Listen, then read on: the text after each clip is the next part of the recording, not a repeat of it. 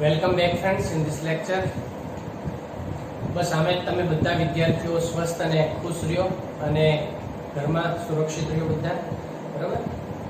આપણે વનસ્પતિ સૃષ્ટિના ચેપ્ટરની અંદર છેલ્લે ત્રિઅંગી વનસ્પતિ વિશેની ચર્ચા આપણે પૂર્ણ કરી ચૂક્યા છીએ. હવે આજના લેક્ચરમાં આપણે અનાવૃત બીજધારી વનસ્પતિ વિશેની વાત કરશું. બરાબર. અનાવૃત બીજધારી વનસ્પતિ,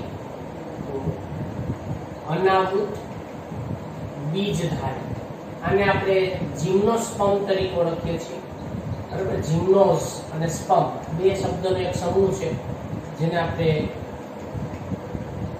જિમ્નોસ્પર્મ તરીકે ઓળખીએ છીએ, અથવા આપણે જિમ્નોસ્પર્મિક પ્લાન્ટ તરીકે પણ ઓળખાય છે. હવે જિમ્નોસ અને સ્પર્મ આ બંને શબ્દો જે છે એ આપણે તેનો અર્થ સમજીએ. જિમ્નોસ શબ્દનો અર્થ થાય છે કે જે એની અંદરના જે ખુલ્લા, બરાબર, જિમ્નોસ એટલે ખુલ્લા, જિમ્નોસ આ શબ્દ જે છે એના વિશે આપણે.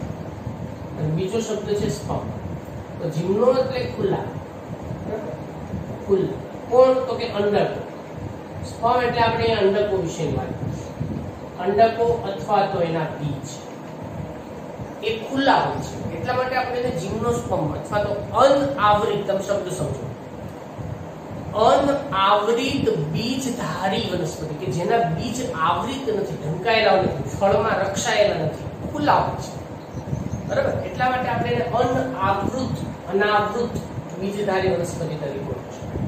એટલે અનાવૃત બીજધારી વનસ્પતિ એટલે શું ભાઈ? તો કે જેના બીજ જે છે, એના બીજ અથવા તો અંડક જે છે ફલિત થઈને બીજ બને છે, એ ઢંકાયેલા હોતા નથી. બરાબર. એ ઢંકાયેલા હોતા નથી. કેવા હોય છે? તો કે ખુલ્લા હોય છે. ખુલ્લા હોય છે. એ કોઈ પણ એ આવૃત નથી હોતા. એટલા માટે આપણે એને અનાવૃત બીજધારી વનસ્પતિ તરીકે ઓળખવામાં આવે છે. અને અનાવૃત બીજધારી વનસ્પતિ જે છે એ સામાન્ય રીતે જે બધા સમુદ્રમ જંગલોનું જે નિર્માણ છે એ અનાવૃત બીજધારી વનસ્પતિઓ દ્વારા જ આપણને સામાન્ય રીતે થતું જોવા મળતું હોય છે. તો આ અનાવૃત બીજધારી વનસ્પતિ જે છે એનું રહેઠાણ ક્યાં છે, પહેલા એના વિશેની વાત કરીએ કે ક્યાં જોવા મળે છે. તો અનાવૃત બીજધારી વનસ્પતિ એ સામાન્ય રીતે આમ તો જે બધા ઠંડા પ્રદેશો છે એ ઠંડા પ્રદેશોની અંદર સમશીતોષ્ણ કટિબંધના વિસ્તારોમાં, સમશીતોષ્ણ જે વિસ્તારો છે, સમશીતોષ્ણ કટિબંધના જે વિસ્તારો છે એમાં, બરાબર, બરફ આચ્છાદિત પ્રદેશોની અંદર વગેરે જગ્યાઓએ આપણે નિવાસ કરતો જોવા મળતું છે. અને એના વડે એના જે જંગલો છે સદાહરિત રહેતા, કેમ કે આ વનસ્પતિ જે છે એ હંમેશા લીલાછમ જંગલો રાખતી હોય છે. તો હવે આ જે અનાવૃત બીજધારી વનસ્પતિમાં આપણને ઘણી બધી વિવિધતા જોવા મળે છે.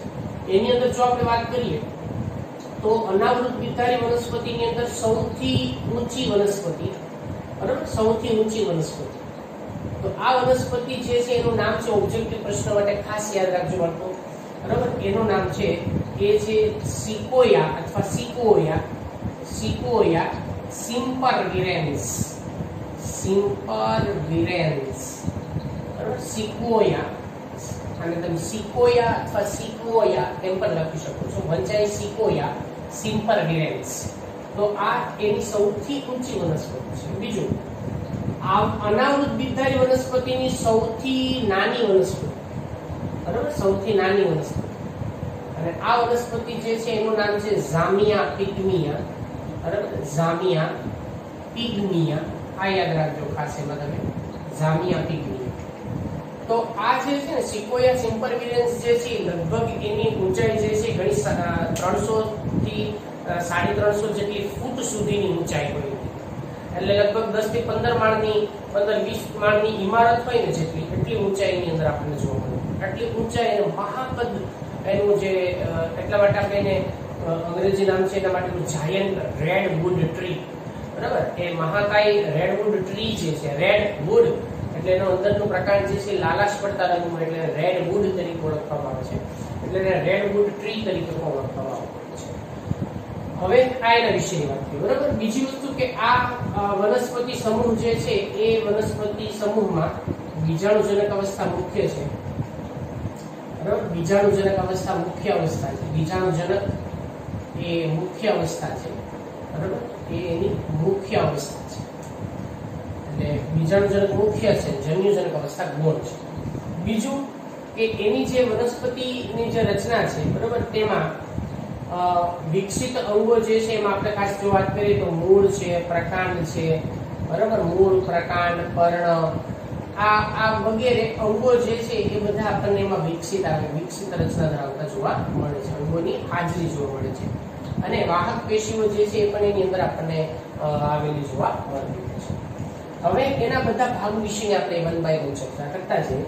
તો સૌથી પહેલા આપણે વાત કરીએ એના મૂળ વિશે બરાબર. સામાન્ય રીતે આ વનસ્પતિની અંદરના જે મૂળ છે એ આપણને સોટીમય પ્રકારના જોવા મળતા હોય છે બરાબર. એટલે એના મૂળ તંત્ર જે છે સામાન્ય રીતે આપણને સોટીમય પ્રકારના જોવા મળે છે.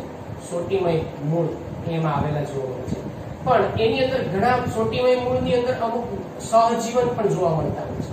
તો એની અંદર આપણને અલગ અલગ પ્રકારના જે સહજીવન છે એ સહજીવન જોવા મળે છે. આ સહજીવનના આધારે એના મૂળના 2 પ્રકાર પાડવામાં આવે છે. સમજો, એક મૂળ બરાબર જેને આપણે કવક મૂળ તરીકે ઓળખીએ છીએ. કવક મૂળ. હવે કવક મૂળની અંદર શું હોય તો ભાઈ, કવક મૂળ જે છે એની અંદર માઇકોરાઇઝા નામની જે ફૂગ છે એ ફૂગનું સહજીવન મૂળ સાથે હોય છે બરાબર. ઉદાહરણ તરીકે પાઇનસની અંદર આપણે વાત કરીએ તેમાં કવક મૂળ હોય એટલે એની અંદર જે ફૂગ છે એ ફૂગ, અને એમાં એટલે ખાસ કરીને માઇકોરાઇઝા નામની જે ફૂગ છે એ ફૂગના જે કવક તંતુ છે એ કવક તંતુઓ એ મૂળમાં આવેલા હોય છે બરાબર, મૂળમાં આવેલા હોય છે. એટલા માટે એ બંને એકબીજા સાથે સહજીવન જીવતા હોય છે. અને આ પ્રકારની રચના આપણને શેમાં જોવા મળે છે ભાઈ, તો આ પાઇનસની અંદર આપણને જોવા મળે છે. ઉદાહરણ તરીકે ખાસ યાદ રાખવું તમારે, આવા પ્રશ્નો ઓબ્જેક્ટિવ પૂછાતા હોય છે. પાઇનસ બરાબર. હવે બીજા જે મૂળ છે, આ તો કેટલીક વનસ્પતિના જે મૂળ છે બરાબર, આ પછી એમાં કોઈ પણ પાઇનસની અંદર વાત કરીએ, પાઇનસના જે મૂળ છે મૂળની સાથે જમીનમાં માઇકોરાઇઝા નામની ફૂગ એની સાથે સહજીવન જીવતું હોય છે. એટલે બંનેને પરસ્પર ફાયદો થતો હોય, કેમ કે માઇકોરાઇઝા જે છે એ એને ફોસ્ફરસ અને એનું સ્થાપન થાય છે. માઇકોરાઇઝા દ્વારા ખાસ ફોસ્ફરસનું સ્થાપન થાય છે બરાબર, અને પાઇનસ એને રહેવા માટેનું આશ્રય સ્થાન પૂરું પાડે છે. બીજો જે મૂળનો જે આપણને જોવા મળે છે એને કહેવામાં આવે છે પ્રવાળ મૂળ બરાબર. પ્રવાળ મૂળ. પ્રવાળ મૂળની અંદર આપણને એમાં જે સાયનોબેક્ટેરિયા જે છે એ સાયનોબેક્ટેરિયા મૂળ સાથે સહજીવન જીવતા હોય છે બરાબર. તો આની અંદર એના જે સાયનોબેક્ટેરિયા છે, સાયનોબેક્ટેરિયા બરાબર એ એની સાથે સહજીવન જીવતા હોય છે. મૂળ સાથે સહજીવન જીવતા હોય છે. સહજીવન. અને એનું શું કામ છે ભાઈ, તો કે ખાસ કરીને નાઇટ્રોજન N2 નું જે સ્થાપન છે એ N2 ના સ્થાપનનું કાર્ય એ મોટા ભાગે આપણને એના દ્વારા થતું જોવા મળે છે.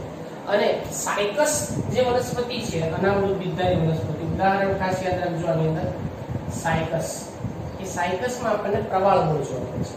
તો કવક મૂળ ફૂગ સાથે, પ્રવાળ મૂળ લીલ સાથે બરાબર. એટલે આને આપણે લીલ સાયનોબેક્ટેરિયા નીલહરિત લીલ આપણે કહીએ છીએ. તો નીલહરિત લીલ સાથે પ્રવાળ મૂળ રચના, જે નાઇટ્રોજનનું સ્થાપન, અહીંયા ફોસ્ફરસનું સ્થાપન દર્શાવવાનું છે. તો આ એના મૂળ વિશેની વાત. હવે બીજી જો આપણે વાત કરીએ એની અંદરના જે પ્રકાંડ છે એના વિશેની વાત કરીએ. બીજું પ્રકાંડ. તો પ્રકાંડની જે રચના આપણને એની અંદર જોવા મળે છે એ પ્રકાંડ સામાન્ય રીતે એ પોચું હોય છે. અને આપણે બધા જાણીએ કે એના દેવદાર એટલે પાઇનસ બરાબર, જેમાંથી આપણે દીવાસળીને જે બધા બોક્સ ને બનતા હોય ને દેવદાર, અને આપણે પાઇનસ તરીકે ઓળખીશું. એનું પ્રકાંડ ઓછું હોય છે બરાબર. એટલે એનું પ્રકાંડ જે છે 2 પ્રકારનું હોય. પ્રકાંડ શાખિત પણ હોય ને અશાખિત પણ હોય છે. એટલે પ્રકાંડ એના 2 પ્રકાર જોવા મળે છે. 2 પ્રકાર હોય છે. એમાં એક જે છે એને આપણે શાખિત પ્રકાંડ પણ કહી શકાય છે બરાબર. એક જેને કહેવાય શાખિત પ્રકાંડ, શાખિત, અને બીજું જેને આપણે કહીશું અશાખિત. તો શાખિત પ્રકાંડ એટલે કે જે શાખાઓ ધરાવતું હોય છે, જે શાખામય રચના ધરાવતું. સિટ્રસ અને પાઇનસમાં જો આપણે ઉદાહરણ તરીકે વાત કરીએ, આપણે સિટ્રસની વાત કરીએ, પાઇનસની વાત કરીએ, તો એમાં આ પ્રકારની રચના જોવા મળે છે, શાખિત પ્રકારની. પણ જો તમે એમાં સાયકસની વાત કરો ઉદાહરણ તરીકે બરાબર, તો સાયકસની અંદર આપણને સાયકસ જે છે એમાં આપણને અશાખિત પ્રકાંડ જોવા મળતું છે. તો આ રીતે પ્રકાંડના આપણે એવા જુદા જુદા જે પ્રકાર છે એ પ્રકાંડની અંદર પણ પાડવામાં આવતા હોય છે.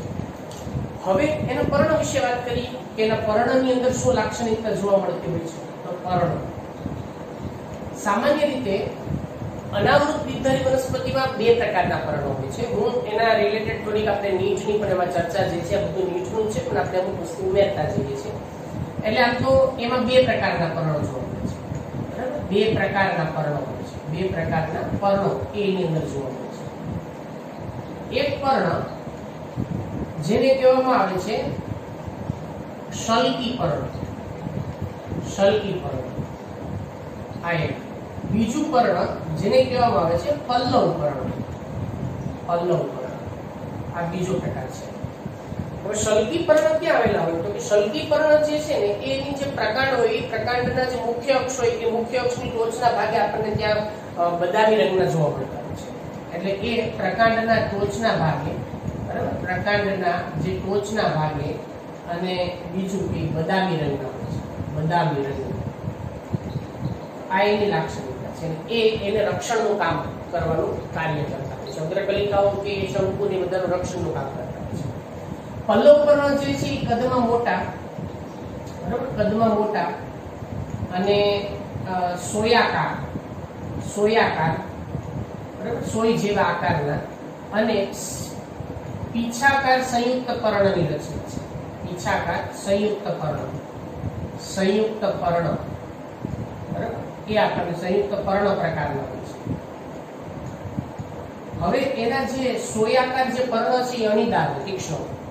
બીજી એક લાક્ષણિકતા એ છે કે તીક્ષ્ણ એટલા માટે હોય ભાઈ ચરતા જે ઢોર કે પ્રાણીઓની બધાથી રક્ષણ મેળવવું હોય ને એટલા માટે આપણને તીક્ષ્ણ જોવા મળતા હોય છે. બીજી એક લાક્ષણિકતા હોય છે કે એના જે પર્ણ છે ને એ પર્ણની જે સપાટી છે એ પર્ણની સપાટી પર આપણને ક્યુટિકલનું આવરણ જોવા મળે છે. ક્યુટિકલ, બરાબર, એ ક્યુટિકલનું આવરણ આવેલું હોય છે. આ ક્યુટિકલનું આવરણ આવેલું હોય એ એને શું કરે છે કે બાષ્પોત્સર્જનનો દર ઘટાડે છે. બરાબર. અને બીજી એક વિશિષ્ટતા એ છે કે એમાં નિમગ્ન વાયુરંધ્ર આવેલું છે. બરાબર, એના પર્ણમાં નિમગ્ન વાયુરંધ્ર આવેલા હોય છે. નિમગ્ન વાયુરંધ્ર એ એની અંદર આપણને આવેલા જોવા મળે છે. હવે નિમગ્ન વાયુરંધ્ર એટલે શું ભાઈ? તો નિમગ્ન વાયુરંધ્ર એટલે કે ધારો કે સામાન્ય રીતે આ અધિસ્તરની પેશીના કોષો છે, અધિસ્તરીય પેશીના કોષો છે, એની નીચેના ભાગે, અધિસ્તરથી થોડાક નીચેના ભાગે વાયુરંધ્ર જે છે અધિસ્તરના કોષોથી ઘણા ખરા ઢંકાયેલા હોય છે. બરાબર, આને આપણે નિમગ્ન એટલે કે જે વાયુરંધ્ર અધિસ્તરના કોષોથી ઢંકાયેલા હોય ને એને આપણે નિમગ્ન વાયુરંધ્ર તરીકે ઓળખવામાં આવે છે. અને આનું કામ શું છે ભાઈ? તો એનું કામ છે બાષ્પોત્સર્જનનો જે દર છે એ બાષ્પોત્સર્જનનો દર ઘટાડે છે. બરાબર, એટલે વનસ્પતિને પાણી ન મળે તો પણ એમાં મુશ્કેલી આવતી નથી. એટલે બાષ્પોત્સર્જનનો દર જે છે આપણને એમાં ઘટાડો થતો જોવા મળે છે. તો આ એના સામાન્ય મૂળ પ્રકાર જે પર્ણ છે એની લાક્ષણિકતાઓ જે છે એના વિશેની વાત થઈ. તમે એમાં આનો સ્ક્રીનશોટ લેવો હોય તો તમે લઈ લો. દરેક મુદ્દા જે છે પોઈન્ટ છે ખાસ યાદ રાખજો. બરાબર, ચાલો ઓકે. હવે હું એમાં આગળ એની અંદરના જે શંકુ અને એના બધી બાબતો વિશેની ચર્ચા, બરાબર, એ પ્રજનન વિશેની ચર્ચા એમાં આપણે આગળ વધારીએ. તો જે અનાવૃત બીજધારી વનસ્પતિ જે છે એની અંદર હવે આપણે એમાં શંકુ અને એમાં પ્રજનનની પ્રક્રિયા, કેમ કે આ સપુષ્પી વનસ્પતિ છે તો સપુષ્પી વનસ્પતિ હોવાને લીધે એની અંદર પ્રજનન કઈ પ્રકારે થાય છે, બરાબર, એ બધા બાબતો જે છે એના વિશેની હવે આપણે ચર્ચા આગળ વધારીએ. તો સૌથી પહેલી વસ્તુ તમારે યાદ રાખવી જરૂરી છે. તો આની અંદર આપણને અનાવૃત બીજધારી વનસ્પતિ જે છે એની અંદર સામાન્ય રીતે લિંગી પ્રજનનની પ્રક્રિયા, બરાબર, એમાં લિંગી પ્રજનન જે છે એ જોવા મળતું હોય છે. હવે બીજું કે કેટલીક વનસ્પતિ એમાંની એવી છે, બરાબર, કે તે વિષમ બીજાણુ વનસ્પતિ છે. હવે વિષમ બીજાણુ એટલે શું? વિષમ બીજાણુ વનસ્પતિ, વિષમ બીજાણુ એટલે કે વનસ્પતિની અંદર એમાં બીજાણુઓ જે છે અસમાન હોય છે. એટલે કે નાના અને મોટા, એટલે લઘુ અને મહા એવા અલગ અલગ પ્રકારના બીજાણુઓ આપણને જોવા મળતા હોય છે. બરાબર. હવે જે બીજાણુઓ જેમાં ઉત્પન્ન થાય ને, વિષમ બીજાણુ એટલે ખ્યાલ આવ્યો ને કે બંને જુદા જુદા હોય છે એટલે વિષમ બીજાણુ કહેવાય. બીજી વસ્તુ, વિષમ બીજાણુ જે છે એ અલગ અલગ પ્રકારના પર્ણમાં ઉત્પન્ન થાય છે. વિષમ બીજાણુ, બરાબર? હવે સમજો એમાં ખાસ બીજાણુઓ, આ જે બીજાણુઓ છે એ બીજાણુઓ બે પ્રકારના હોય છે. બે પ્રકારના. હવે કયા કયા એ આપણે સમજી લઈએ. એક જેને કહેવાય લઘુ બીજાણુ, બરાબર? લઘુ બીજાણુ. અને બીજું જેને કહેવાય મહાબીજાણુ. આ બે પ્રકારના બીજાણુ એમાં આવેલા જોવા મળે છે. લઘુ બીજાણુ એટલે પરાગરજ, આ યાદ રાખજો ખાસ. લઘુ બીજાણુ એટલે પરાગરજ. મહાબીજાણુ એટલે અંડક, બરાબર? મહાબીજાણુ એટલે આપણે એને અંડક તરીકે ઓળખીએ છીએ. તો હવે પ્રશ્ન એ છે કે આ લઘુ બીજાણુ ઉત્પન્ન શેમાં થાય છે? તો લઘુ બીજાણુ જે છે એ લઘુ બીજાણુ ધાનીમાં ઉત્પન્ન થાય. ક્યાં ઉત્પન્ન થાય છે? એ લઘુ બીજાણુ ધાનીમાં ઉત્પન્ન થાય છે. લઘુ બીજાણુ ધાની. મહાબીજાણુ ક્યાં ઉત્પન્ન થાય? તો કે એ ઉત્પન્ન થાય મહાબીજાણુ ધાનીમાં. મહાબીજાણુ ધાનીમાં ઉત્પન્ન થાય છે. હવે આ લઘુ બીજાણુ ધાની કેમાં આવેલી હોય છે? તો કે એ લઘુ બીજાણુ પર્ણ ઉપર આવેલી હોય છે. ક્યાં આવેલી હોય? એ લઘુ બીજાણુ પર્ણ જે છે એ પર્ણ પર આવેલી હોય છે. મહાબીજાણુ ધાની એ ક્યાં આવેલી હોય? તો કે મહાબીજાણુ પર્ણ પર આવેલી હોય છે, બરાબર? એ મહાબીજાણુ પર્ણ પર આવેલી હોય છે. હવે લઘુ બીજાણુ પર્ણ એ ભેગા મળી અને એનું એક સંઘટિત રચના જે છે એ સંઘટિત રચનાનું નિર્માણ થાય છે. એમાંથી સંઘટિત રચનાનું નિર્માણ થાય. કોના વડે?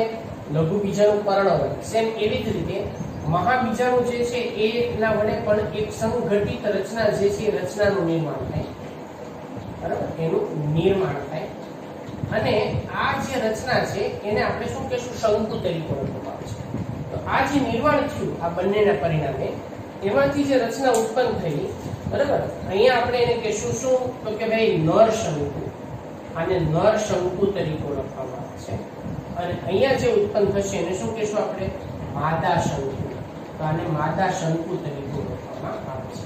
તો નર શંકુ અને માદા શંકુ એ જુદી જુદી વનસ્પતિ ઉપર પણ ઉત્પન્ન થાય છે. જેમ કે સાયકસની અંદર નર અને માદા છોડ જ જુદા હોય છે, બરાબર? નર છોડ જુદો, માદા છોડ જુદો. સાયકસની અંદર નર અને માદા છોડ અલગ અલગ પ્રકારે ઉત્પન્ન થતા હોય. પણ જો પાઇનસમાં વાત કરીએ તો બંને એક જ વનસ્પતિ પણ જુદી જુદી શાખા ઉપર ઉત્પન્ન થાય, બરાબર? કેમ કે પાઇનસ એ શાખિત વનસ્પતિ છે. આપણે ઓલરેડી પ્રકારમાં આગળ વાત કરી ચૂક્યા છે. તો પાઇનસની અંદર યાદ રાખજો ખાસ કે સાયકસ જે છે એ સાયકસની અંદર શું થાય છે ભાઈ? તો કે સાયકસ ની અંદર એ નર અને માદા શંકુ, બરાબર? એ જુદી જુદી વનસ્પતિ ઉપર ઉત્પન્ન થાય છે. જુદી જુદી વનસ્પતિ પર ઉત્પન્ન થાય છે.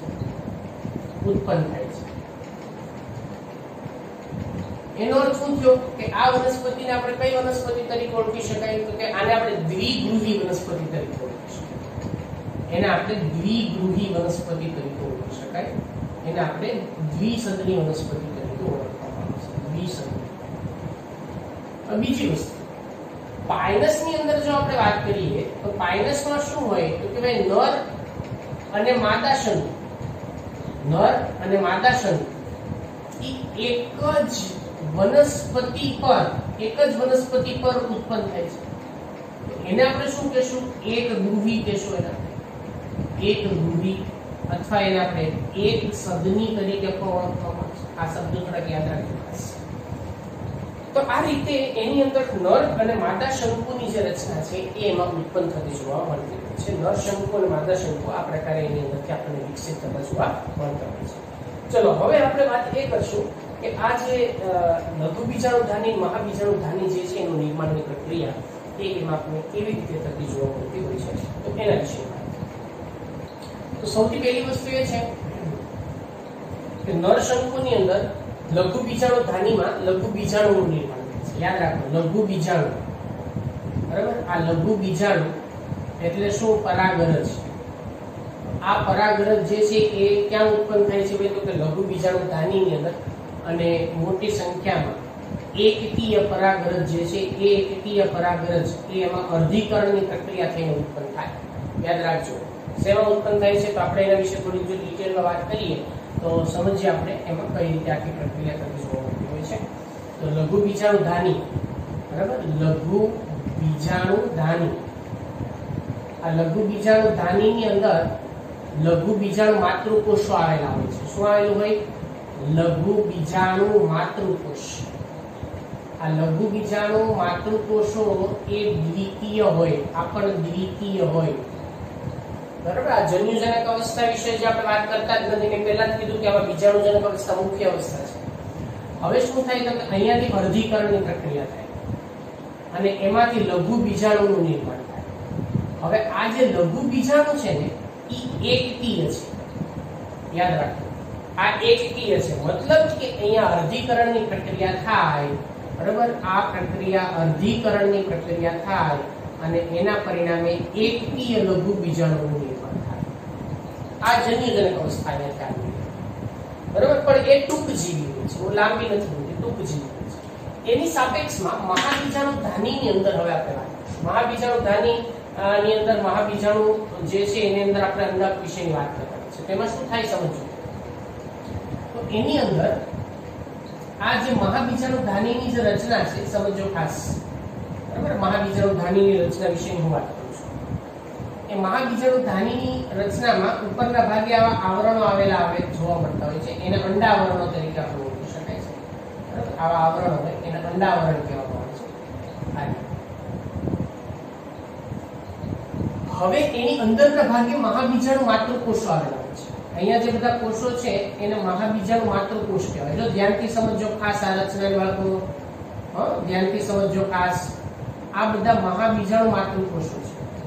અહીંયા જેમ આપણે વાત કરી એમ આ બધા શું છે ભાઈ તો કે મહાબીજાણુ માતૃકોષો એ બધા અહીંયા છે, જે કેવા છે તો કે 2n છે. હવે શું થાય છે એમાં? મહાબીજાણુ માતૃકોષોમાંથી એમાંથી કોઈ પણ એક કોષ કદમાં મોટો બને આજુબાજુમાંથી પોષણ મેળવી છે. ધ્યાન આપો, ધારો કે આ એક જ કોષ, આ એક કોષ જે કદમાં મોટો બનતો જાય છે, બરાબર. કદમાં મોટો બને. નેક્સ્ટ સ્ટેપ હું અહીંયા દર્શાવું છું. આની અંદરથી એક કોષ કદમાં મોટો બને છે, આ એનું કોષ કેન્દ્ર છે, આજુબાજુમાંથી પોષણ મેળવી લે છે અને એની ફરતે જે બધા કોષો બાકીના જે ગોઠવાયેલા છે આ બધા કોષો એને પ્રદેહના કોષો હવે અહીંયા ગોઠવાશે, બરાબર. આ બધા કોષો અહીંયા ગોઠવાશે એની ફરતે, એને પ્રદેહના કોષો કહેવામાં આવે છે. શું કહેવાય એને? પ્રદેહના કોષો. આ બધા જે છે પ્રદેહ છે અને પ્રદેહના કોષો કહેવાય. આ છે પ્રદેહ.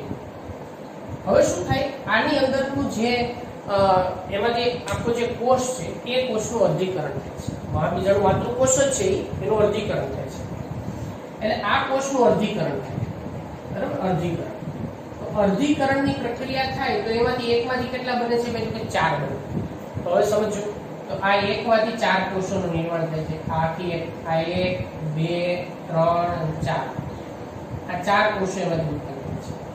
આ 4માંથી 3 કોષો નાશ પામે છે, અવનત પામે છે, બરાબર. આ પણ અવનત પામે છે. એટલે કે આ 4 માંથી ઉત્પન્ન થાય, 4 માંથી 3, બરાબર. 4 માંથી 3 નાશ પામે છે અને એક જ વધે છે. તો આ પણ નાશ પામી ગયો, આ પણ નાશ પામી ગયો, આ પણ નાશ પામી ગયો. એક વધ્યો છે, આ એક વધ્યો છે. તો હવે એક જે છે કદમાં એ મોટો બને છે અને એમાંથી ભ્રૂણપુટનું નિર્માણ થાય છે. આ રીતની એક કોષ જે છે એક કોષ એ કદમાં મોટો બને છે અને આ મોટો બને એટલે એમાંથી હવે આ એનું કોષ કેન્દ્ર છે અને આ જે રચનાનું નિર્માણ થયું એને ભ્રૂણપુટ કહેવાય. શું કહેવાય એને? ભ્રૂણપુટ. અને ભ્રૂણપુટની આજુબાજુના જે કોષો છે એને પ્રદેહના કોષો તરીકે ઓળખવામાં આવે છે.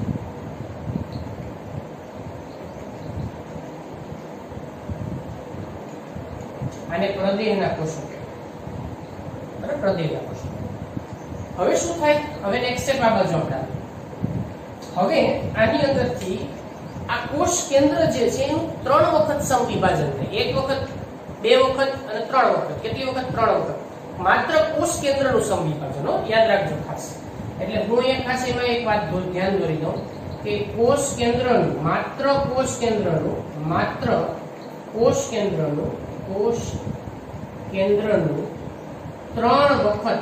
3 વખત સમવિભાજન થાય. તો હવે સમજીએ આપણે તો એક અંદરના કોષનું જ માત્ર 3 વખત કોષ એનું જે સમવિભાજન થાય તો શું થાય સમજો. એક વખતના સમવિભાજનથી 2 કોષ કેન્દ્ર બને, 2 માંથી 4 કોષ કેન્દ્ર બને, 4 માંથી 8 કોષ કેન્દ્રનું નિર્માણ. આ એની ફરતે આવેલી રચના છે. તો આ રીતના 8 કોષ કેન્દ્ર બને. આ 8 કોષ કેન્દ્રમાંથી 3 કોષો નીચેના ભાગે આવી જાય છે. એક અહીંયા કદમાં મોટો અને બીજા 2 નાના. બરાબર? એ કોષ કેન્દ્રની ફરતે હવે કોષ ને જે દિવાલ છે એનું પણ નિર્માણ થઈ ગયું છે. અને અહીંયા સામેના 3 એક સરખા અને 2 અહીંયા વચ્ચે ગોઠવાના છે. બરાબર? 2 કોષ કેન્દ્ર જે છે અહીંયા વચ્ચેના ભાગે ગોઠવાના છે. તો આ રીતના આખો એમાંથી ભ્રૂણપુટનું નિર્માણ થાય છે. અને આ બધા પ્રદેહના કોષો છે. આ કોષોને પ્રદેહના કોષો કહેશું આપણે. પ્રદેહના કોષો. એમાંથી આ જે કોષ છે અહીંયાનો આ કોષ મોટો છે એ અંડકોષ છે. બરાબર? એને અંડકોષ કહેશું. અને આ એના પ્રતિધ્રુવીય કોષો છે. પ્રતિધ્રુવીય કોષો. વચ્ચેના જે ભાગે છે એને દ્વિકીય કોષ કેન્દ્ર કહેવાય. દ્વિકીય કોષ કેન્દ્ર. અને એની આજુબાજુમાં જે અંડકોષની આજુબાજુમાં જે કોષો છે એને સહાયક કોષો કહેશું. સહાયક કોષ. અને આની ફરતે આવેલા આવરણો છે. બરાબર? હવે આખી રચનાને આ રચના આખી ક્યાં છે આવરણોમાં આવરિત એના આપણે સમજીએ. આ રીતે આખી આવરણોમાં આવરિત રચના છે. આ એનો પ્રદેહના કોષો છે એની ફરતે આવેલા. બરાબર? આ ઉપરના આવેલા અંડાવરણોની રચના છે. અંડાવરણ. આ પ્રકારની આખી રચના આપણને એની અંદર જોવા મળે છે. અહીંયા પ્રદેહના કોષો છે.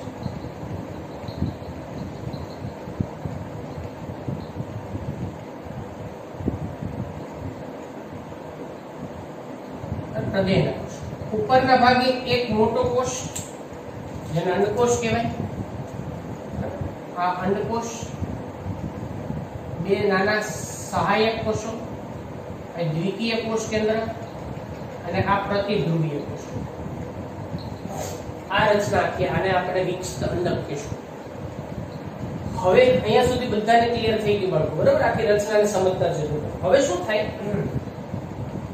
કે હવે અહીંયા તેનું પરાગનયનની પ્રક્રિયા થાય. પવન દ્વારા. કોનું? લઘુબીજાણુ. લઘુબીજાણુ એટલે કોણ? પરાગરજ. લઘુબીજાણુ એટલે પરાગરજ. એને તમને એ કીધું છે. લઘુબીજાણુ એટલે કોણ? તો કે પરાગરજ. હવે આ પરાગરજ પવન દ્વારા પરાગનયન પામી અને આના અંડ છિદ્ર મારફતે, આ છિદ્રને અંડ છિદ્ર કહેવાય. એને અંડ છિદ્ર કહેવાય. અંડ છિદ્ર મારફતે એ અહીંયા અંદર દાખલ થાય છે. કોણ? પરાગરજ. કોના દ્વારા? પવન દ્વારા એ પરાગનયન પામી. બરાબર? પામી અને અંડ છિદ્ર મારફતે એ દાખલ થાય છે. હવે એ અંદરના ભાગે અહીંયા દાખલ થતી છે. અંદરના ભાગે દાખલ થાય એટલે આ જે પરાગરજ છે, પરાગરજ, બરાબર? એ પરાગરજની આ રીતની રચના હોય પરાગરજની. તો એ પરાગરજમાંથી 2 નરજન્યુ ઉત્પન્ન થાય છે અને અંકુરણ થાય પરાગરજનું એટલે આ રીતે પરાગનલિકા ઉત્પન્ન થાય. અને એ પરાગનલિકાની અંદર અહીંયા નરજન્યુ આવેલા છે. આને નરજન્યુ કહેવાય. નરજન્યુ. એ નરજન્યુ સાંભળજો. એ નરજન્યુ અહીંયા અંદરથી દાખલ થઈ આનો જે અંડકોષ છે એ અંડકોષની સાથે એ ફલનની પ્રક્રિયા કરે છે અને એમાંથી ફલિતાંડનું નિર્માણ થાય છે. તો આ રીતે પરાગરજ અને અંડક આ બંને વચ્ચે ફલનની પ્રક્રિયા થાય. બરાબર? ફલનની પ્રક્રિયા થાય અને એમાંથી ફલિતાંડનું નિર્માણ થાય. ફલિતાંડ એટલે આપણે બધા જાણીએ, ફલિતાંડ એટલે પછી એમાંથી ભ્રૂણ બને અને એમાંથી બીજનું નિર્માણ થાય છે. તો આ રીતે આને આખા જે જીવન ચક્ર જે છે અનાવૃત બીજધારી વનસ્પતિનું જીવન ચક્ર એ કઈ પ્રકારનું હોય અને એમાંથી કઈ રચના આપણને કઈ રીતે થતી જોવા મળતી હોય છે. એક વસ્તુ ખાસ ધ્યાન રાખજો લોકો, અહીંયા માત્ર એક જ નરજન્યુ જે છે અંડકોષ સાથે ફલનમાં ભાગ લે છે, એટલે અહીંયા જે ફલન થાય એને આપણે એક વડું ફલન તરીકે ઓળખીએ છીએ. એક વડું ફલન, અરે બેવડું ફલન નહીં, એક વડું ફલન તરીકે ઓળખીશું. અને આ જે બીજ છે એ બીજ પછી એમાં ખુલ્લા રહેતા હોય છે, ખુલ્લા રહે અંદર જે છે ફલન થઈ ગયું હોય એમાંથી બીજનું. તો બાળકો હવે તમને ખ્યાલ આવી ગયો છે કે આખો એનું જીવન ચક્ર જે છે ફરીવાર બીજ વિકિરણ થાય, પડે, અંકુરિત થાય, નવો છોડનું નિર્માણ થાય છે.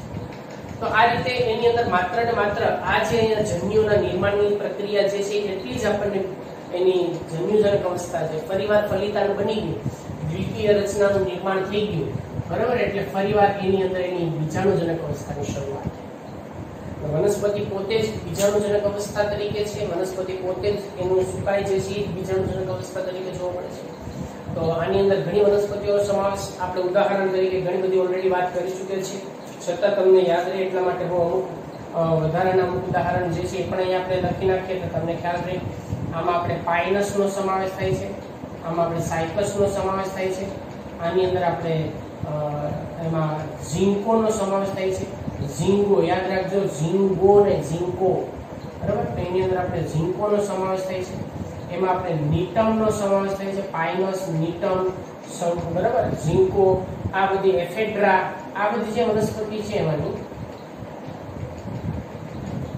એને આપણે અનાવૃત બીજધારી વનસ્પતિ તરીકે ઓળખીએ છીએ. તો અહીંયા આપણે અનાવૃત બીજધારી વિશેની જે ચર્ચા છે એને આપણે પૂર્ણ કરીએ છીએ. નેક્સ્ટ લેક્ચરમાં આપણે આવૃત બીજધારી વનસ્પતિ વિશેની ચર્ચા કરીએ.